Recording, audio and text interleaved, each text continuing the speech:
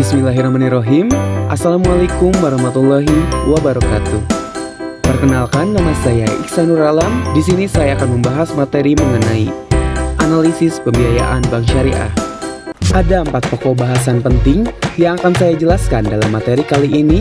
Yang pertama, pengertian analisis pembiayaan bank syariah. Yang kedua, tujuan analisis pembiayaan bank syariah.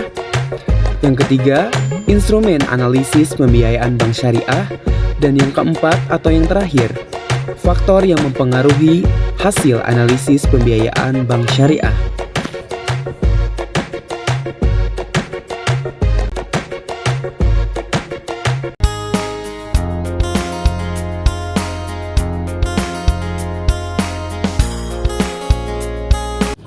Kita masuk ke pengertian analisa pembiayaan bank syariah. Salah satu aspek penting dalam perbankan syariah yaitu proses pembiayaan yang lancar. Yang dimaksud dengan proses yang lancar itu seperti apa sih? Maksudnya, proses yang lancar itu suatu proses pembiayaan yang berimplikasi pada investasi yang baik sehingga akan menghasilkan return atau pengembalian sebagaimana yang telah disepakati. Pada bank syariah, proses pembiayaan yang sehat tidak hanya berimplikasi pada kondisi bank yang sehat, tetapi juga berimplikasi pada peningkatan kinerja sektorial yang dibiayai. Berdasarkan Undang-Undang Nomor 10 Tahun 1998 tentang perubahan atas Undang-Undang Nomor 7 Tahun 1992 tentang perbankan dalam pasal 8 ayat 1 yang berbunyi, dalam memberikan kredit atau pembiayaan berdasarkan prinsip syariah, bank umum wajib mempunyai keyakinan berdasarkan analisis yang mendalam atau itikad baik dan juga kemampuan serta kesanggupan nasabah debitur untuk melunasi utangnya atau mengembalikan pembiayaan yang dimaksud sesuai dengan yang diperjanjikan. Dan pada ayat 2 yang berbunyi, bank umum wajib memiliki dan juga menerapkan pedoman perkreditan dan pembiayaan berdasarkan prinsip syariah sesuai dengan ketentuan yang ditetapkan oleh Bank Indonesia. Tujuan dari analisis pembiayaan bank syariah, secara garis besar, bank melakukan analisis pembiayaan dengan tujuan untuk mencegah secara dini kemungkinan terjadinya default atau gagal bayar oleh nasabah.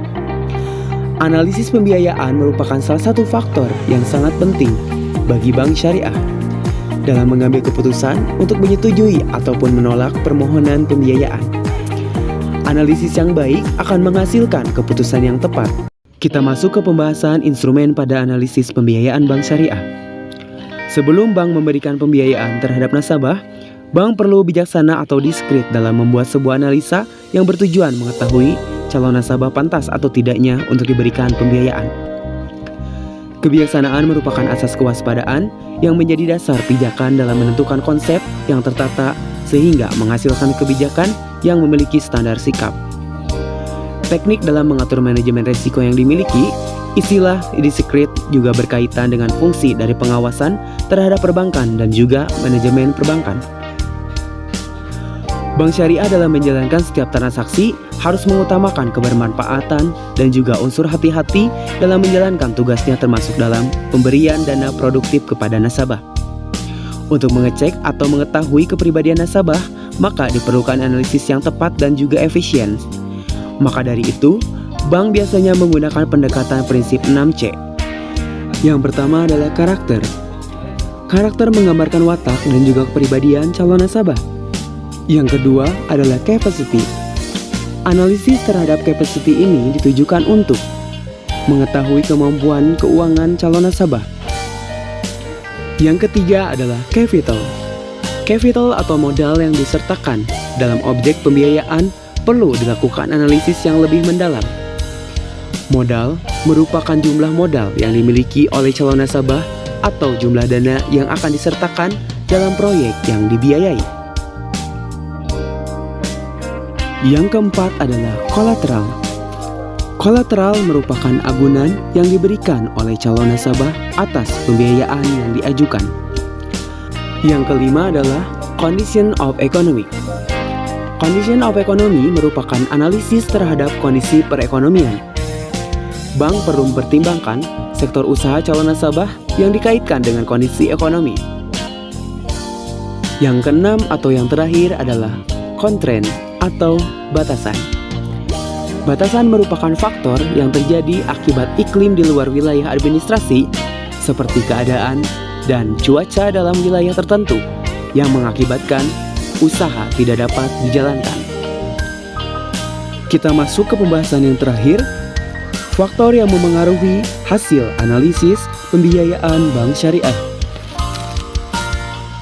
Analisa pembiayaan diperlukan agar bank syariah memperoleh keyakinan bahwa pembiayaan yang diberikan kepada nasabah dapat dikembalikan. Kegiatan analisis meliputi kegiatan pengumpulan informasi dan data yang diperlukan untuk bahan analisis. Kualitas hasil analisis pembiayaan sangat tergantung kepada beberapa faktor atau unsur, yaitu faktor sumber daya manusia.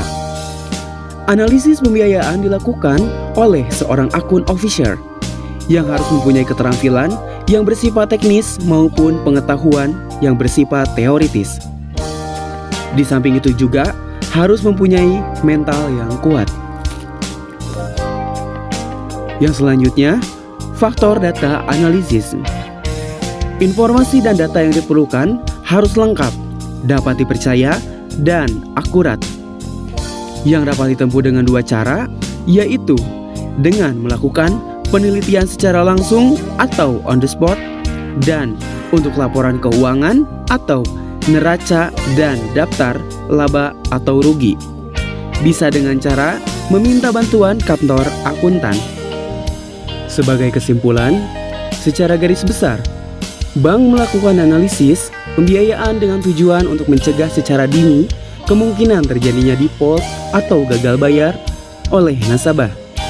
Demikianlah materi yang dapat saya sampaikan. Semoga bisa bermanfaat bagi kita semua. Bila ada kesalahan ataupun kekurangan, mohon dimaafkan. Saya, Iksan Nuralam, mengucapkan terima kasih. Wassalamualaikum warahmatullahi wabarakatuh.